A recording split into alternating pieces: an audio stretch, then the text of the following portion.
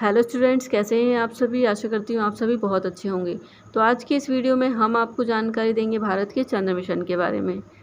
तो बने रहिए हमारे साथ। चलिए शुरू करते हैं। देखिए, चंद्र मिशन के बारे में बताने से पहले चंद्रमा से रिलेटेड जो भी इम्पोर्टेंट पॉइंट्स हैं वो सबसे पहले हम आपको बताएंगे, फिर हम चंद्रयान मिशन की बात करेंगे। तो सबसे पहला जो पॉइंट आपको चंद्रमा के बारे में याद रखना है कि ये पृथ्वी का एकमात्र प्राकृतिक उपग्रह है। अब इसे उपग्रह क्यों कहते हैं, तो इसकी उपग्रह की परिभाषा होती है कि कोई भी खगोलीय पिंड जो किसी ग्रह की परिक्रमा करता है उसे उपग्रह कहा जाता है। तो चंद्रमा पृथ्वी ग्रह की परिक्रमा करता है, इसलिए इसे पृथ्वी का उपग्रह कहते हैं। और पृथ्वी की उपग्रह केवल चंद्रमा ही करता है, इसलिए ये एकमात्र प्राकृतिक उपग्रह है। दूसरा पॉइंट आपको याद रखना है, ये सौरमंडल का 5वां सबसे बड़ा प्राकृतिक उपग्रह है। चंद्रमा स्वयं नहीं चमकता है, बल्कि सूर्य के प्रकाश से प्रकाशित होता है। चंद्रमा स्वयं नहीं चमकता है, सूर्य के प्रकाश से प्रकाशित होता है। पृथ्वी से चंद्रमा की दूरी 3,84,000 किलोमीटर है। चंद्रमा की त्रिज्या की बात करें तो 1740 किलोमीटर है। यदि किलोमीटर में पूछा जाए तो 1740 किलोमीटर, और यदि मीटर में हो तो 1.74 × 10⁶ मीटर है इसकी त्रिज्या। अगला पॉइंट जो आपको याद रखना है, चंद्रमा का गुरुत्वाकर्षण पृथ्वी के गुरुत्वाकर्षण का 1/6 है। यानी कि यदि आप पृथ्वी पर आपका वजन यदि 60 kg का है तो चंद्रमा पर 10 kg का हो जाएगा। नेक्स्ट पॉइंट है, चंद्रमा से आसमान नीला नहीं बल्कि काला दिखाई देता है। चंद्रमा पर 14 दिनों का दिन होता है और 14 दिनों की रात होती है, क्योंकि चंद्रमा पृथ्वी की परिक्रमा 28 दिन में पूरी करता है। पृथ्वी से चंद्रमा का केवल 59% भाग ही दिखाई देता है।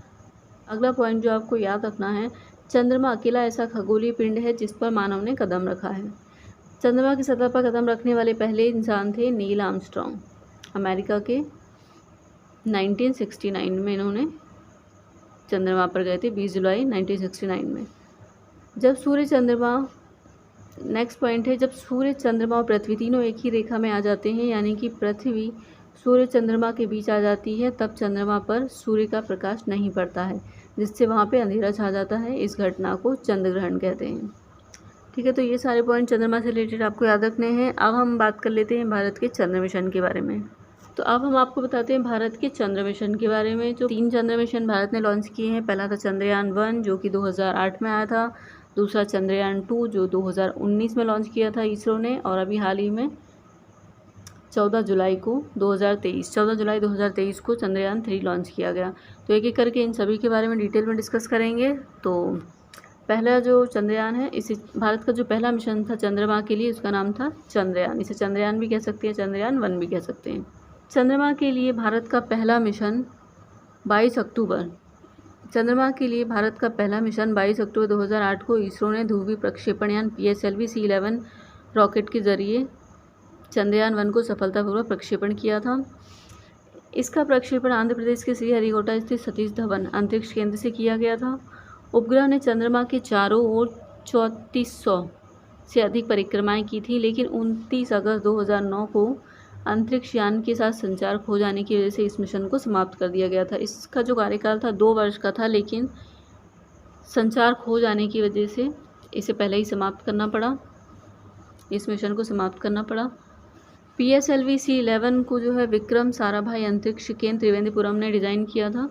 चंद्रयान 1 का उद्देश्य चंद्रमा का त्रिआयामी एटलस निर्मित करना था, खनिज का मानचित्रण करना, पानी के अंश और हीलियम की तलाश करना था। चंद्रयान 1 ने चंद्रमा की सतह पर पानी और हाइड्रोक्सिक जैसी महत्वपूर्ण खोजें की थी, और इसरो का उस समय जो इसरो के प्रमुख थे, अध्यक्ष थे, G माधवन नायर थे। इसरो ने दावा किया है कि चांद पर पानी की खोज भारत ने की है, जो कि चंद्रयान 1 के टाइम पे ये खोज हुई थी। तो अब हम आपको बताते हैं चंद्रयान 2 के बारे में। भारत का चंद्रमा के लिए दूसरा मिशन था। चंद्रयान 1 के बाद चंद्रमा पर खोजबीन करने वाला भारत का दूसरा अभियान था चंद्रयान 2, जिसे इसरो ने विकसित किया था। चंद्रयान 2 को 22 जुलाई 2019 को GSLV Mark 3 प्रक्षेपण यान के द्वारा श्रीहरिकोटा के सतीश धवन अंतरिक्ष केंद्र से सफलतापूर्वक प्रक्षेपित किया गया था। चंद्रयान 2 चंद्रमा के दक्षिणी ध्रुव पर अन्वेषण के लिए एक ऑर्बिटर, एक लैंडर जिसका नाम था विक्रम और एक रोवर प्रज्ञान ले गया था। चंद्रमा की सतह से मात्र 2 किलोमीटर की दूरी के बाद ही इसका इसरो से मात्र 2 किलोमीटर की दूरी पर ही इसका इसरो से संपर्क टूट गया था, जिस वजह से यह मिशन असफल हो गया था। इस मिशन को समाप्त कर दिया गया था। इस मिशन में लगा हुआ ऑर्बिटर अभी भी काम कर रहा है और चंद्रमा की कक्षा में घूम रहा है। यही वजह है कि ऑर्बिटर को चंद्रयान 3 मिशन में शामिल नहीं किया गया है। चंद्रयान 2 के समय इसरो के अध्यक्ष थे के सिवन। चंद्रयान 2 से रिलेटेड ये सारी जानकारी रही। अब हम बात करते हैं चंद्रयान 3 के बारे में। चंद्रयान 3 मिशन चंद्रयान 2 का ही अगला चरण है, यानी कि चंद्रयान 2 का अनुवर्ती है चंद्रयान 3। चंद्रयान 3 का फोकस चंद्रमा की सतह पर सॉफ्ट लैंडिंग से है। सॉफ्ट लैंडिंग यानी कि चंद्रमा की सतह पर सुरक्षित लैंडिंग करवाने से है। चंद्रयान 3 को 14 जुलाई 2023 को आंध्र प्रदेश के श्रीहरिकोटा स्थित सतीश धवन अंतरिक्ष केंद्र से लॉन्च किया गया, यानी कि इसका प्रक्षेपण किया गया। जो रॉकेट था जिसकी सहायता से इसका प्रक्षेपण किया गया वो था LVM-3, जिसे पहले GSLV जियो सिंक्रोनस सैटेलाइट लॉन्च व्हीकल के नाम से जाना जाता था। इसे इसरो का बाहुबली रॉकेट भी कहा जाता है। LVM-3 launch vehicle mark 3 rocket, इसकी सहायता से चंद्रयान 3 को लॉन्च किया गया, प्रक्षेपण किया गया, चंद्रयान 3 को प्रक्षेपित किया गया। चंद्रयान 3 का जो बजट है 615 करोड़ रुपए का है। चंद्रयान 3 को चंद्रमा की सतह पर लैंड होने में 42 दिन लगेंगे। इसका भी एक कारण है क्योंकि इसरो के द्वारा चंद्रयान 3 को पृथ्वी की सतह से सीधे चंद्रमा की सतह पर नहीं भेजा जा रहा है, बल्कि ये पहले पृथ्वी के चारों ओर घूमने के लिए इसे छोड़ दिया गया है। पृथ्वी की 5 कक्षाओं में ये पहले घूमेगा, जिसमें उसको थोड़ा सा समय लगेगा, इसलिए इसमें 42 दिन लगेंगे और अनुमान है कि 23 या 24 अगस्त को ये चंद्रमा की सतह पर पहुँच जाएगा। तो ये जो आप यहाँ चित्र में देख रहे हैं, जूम कर देते हैं, ये जो इसमें देख रहे हैं ये पृथ्वी है। पृथ्वी के चारों ओर ये 5 कक्षाओं में चंद्रयान 3 घूमेगा। इसके बाद पृथ्वी के गुरुत्वाकर्षण और उसकी गति की सहायता से इसे चंद्रमा की सतह पर भेजा जाएगा। देखिए सीधे भेजने के लिए पहले तो ईंधन की बहुत ज़्यादा आवश्यकता पड़ती है, जिससे कि इसके बजट पर भी फर्क पड़ेगा।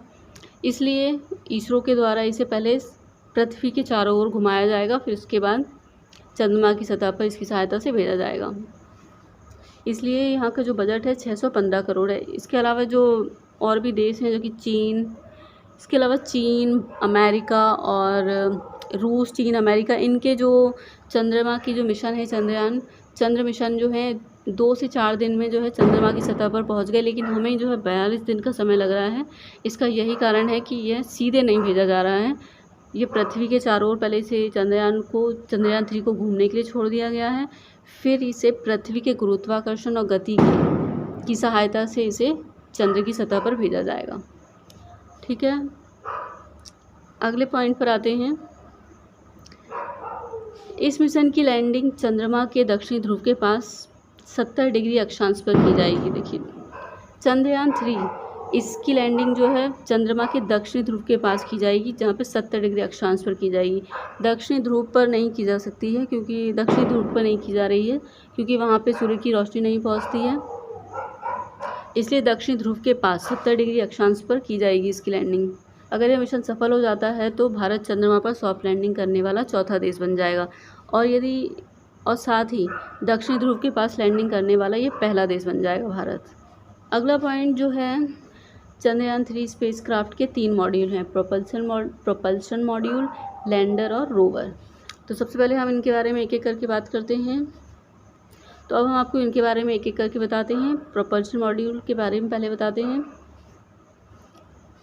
प्रोपल्शन मॉड्यूल लैंडर और रोवर को पृथ्वी की कक्षा से चंद्रमा की कक्षा तक ले जाएगा। देखिए जो LVM रॉकेट था उसने चंद्रयान को पृथ्वी की कक्षा तक भेज दिया। जैसे इसको इसरो के द्वारा उसका प्रक्षेपण किया गया चंद्रयान 3 का LVM मार्क 3 रॉकेट की सहायता से, तो LVM-3 रॉकेट ने चंद्रयान 3 को पृथ्वी की कक्षा तक 16 मिनट के अंदर भेज दिया था। इसके बाद जो चंद्रयान 3 है वो पृथ्वी के चारों ओर घूमने के लिए उसे छोड़ दिया गया। इसके बाद जब ये पूरी पृथ्वी के 5 कक्षाओं की परिक्रमा कर लेगा, इसके बाद प्रोपल्शन मॉड्यूल जो है लैंडर और रोवर को पृथ्वी की कक्षा से चंद्रमा की कक्षा तक ले जाएगा।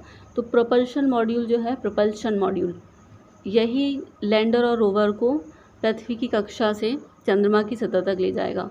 प्रोपल्शन मॉड्यूल चंद्रमा की कक्षा में रहकर, लेकिन यह जो खुद है चंद्रमा की कक्षा में रहकर धरती से आने वाली रेडिएशन का अध्ययन करेगा। और लैंडर और रोवर चांद के दक्षिणी ध्रुव पर उतरेंगे और 14 दिन तक परीक्षण करेंगे। अब ये 14 दिन तक ही क्यों करेंगे? क्योंकि हमने आपको पहले ही बताया कि पृथ्वी चांद पर 14 दिन का उजाला रहता है और 14 दिन तक रात होती है। और ये जो लैंडर और रोवर हैं, इन्हें जो है सौर पैनल की सहायता से ये ऊर्जा को जनरेट करेंगे, इसलिए इन्हें सूर्य की रोशनी की आवश्यकता पड़ेगी। तो 14 दिन तक ही यह काम कर पाएंगे और उसी 14 दिन के अंदर ये परीक्षण करेंगे। अब हम बात कर लेते हैं विक्रम लैंडर के बारे में। विक्रम लैंडर अपने साथ रोवर लेकर गया है। जब प्रोपल्शन मॉड्यूल की सहायता से जब ये विक्रम लैंडर जो है चंद्रमा की सतह पर लैंड कर जाएगा, तब विक्रम लैंडर अपने साथ जो है रोवर लेकर गया है। प्रोपल्शन मॉड्यूल से अलग होने के बाद ये जो विक्रम लैंडर है ऑनबोर्ड सॉफ्टवेयर की मदद से चांद पर लैंड करेगा। लैंडर चंद्रयान 2 के ऑर्बिटर और रोवर से कम्युनिकेट करेगा। चलिए अब हम बात कर लेते हैं प्रज्ञान रोवर के बारे में। अगला जो मॉड्यूल है वो है रोवर, जो इसका नाम है प्रज्ञान रोवर। विक्रम लैंडर के चांद पर जो विक्रम लैंडर है इसके चांद की सतह पर लैंड होने के बाद प्रज्ञान रोवर इससे बाहर आ जाएगा और सोलर पैनल की मदद से ये पावर जनरेट करेगा। यह केवल बाहर आ जाएगा और चंद्रमा की सतह पर चलेगा और परीक्षण करेगा। सोलर पैनल की मदद से ये पावर जनरेट करेगा। यह केवल लैंडर से कम्युनिकेट कर सकता है, यानी कि रोवर लैंडर को डेटा भेजेगा, कम्युनिकेट कर सकता है, यानी कि रोवर लैंडर को डेटा भेजेगा और लैंडर इस डेटा को आगे पहुंचाएगा। देखिए प्रज्ञान रोवर जो है एक रोबोट है, रोबोट के जैसा ही समझ लीजिए। और ये रोवर जो है लैंडर के अंदर है और जब लैंडर चंद्रमा की सतह पर पहुंच जाएगा तो रोवर उसमें से बाहर निकल के चंद्रमा की सतह पर चलेगा। इसमें चक्के लगे हुए हैं।